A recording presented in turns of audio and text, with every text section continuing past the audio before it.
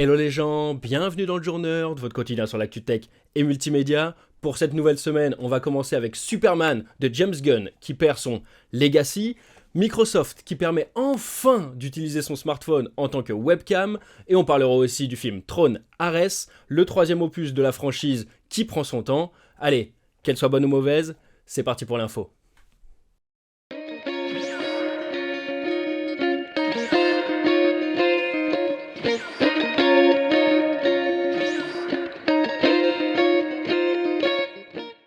Vous avez peut-être vu ces images de David Corenswet en Superman, vous laissez pas berner parce que c'est carrément faux. Même James Gunn, il a démenti lui-même, c'est une image en IA. Si on veut de la vraie info sur le costume, c'est celle-là.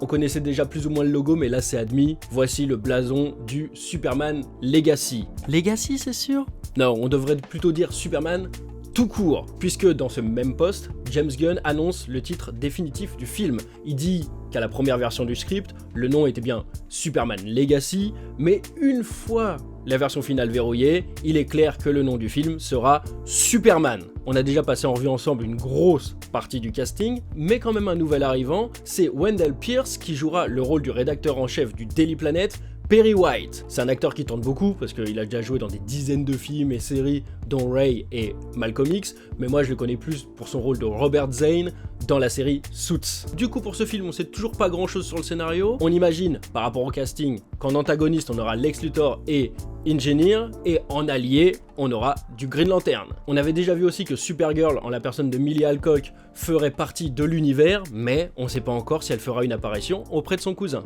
James Gunn annonce la date de sortie à juillet 2025 et j'espère que le moment venu, James Gunn accomplira des miracles.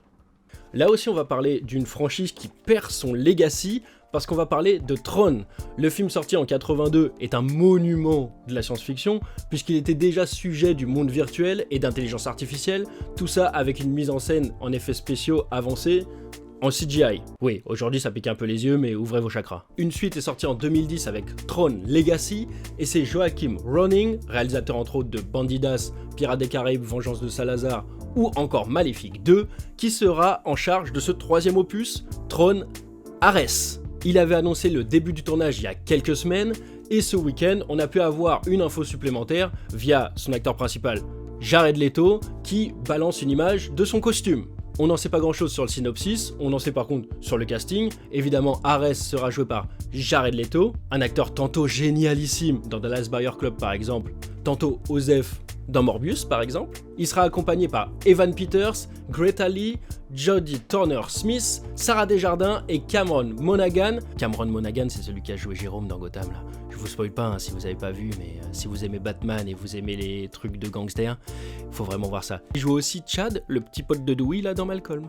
On pourra profiter du retour dans ce monde virtuel 15 ans après Tron Legacy, puisque le film est prévu pour 2025. Ouais, c'était il y a 15 ans Tron Legacy, vous êtes vieux. On attend plus d'infos et bien sûr, un premier trailer. Une nouvelle fonctionnalité super utile est en route sur Windows. Pouvoir utiliser son smartphone en tant que webcam de façon native sans passer par des applications tierces cheloues là. C'est les insiders Windows qui ont déjà eu la possibilité de tester cette nouvelle fonction. Les insiders, c'est les pros ou les particuliers qui se sont inscrits pour tester les fonctionnalités du système d'exploitation de Microsoft avant tout le monde. Cette fonctionnalité qui existe déjà chez macOS depuis un petit moment est vraiment bienvenue puisque la plupart des smartphones sont des bien meilleures caméras que nos chères webcams. Cette fonctionnalité sera semble-t-il dispo sur tous les logiciels ayant besoin d'une webcam, entre autres Teams, Zoom, Webex. Pour en profiter, il vous faudra minimum un smartphone sous Android 9, donc moins de 5 ans, ça fera l'affaire.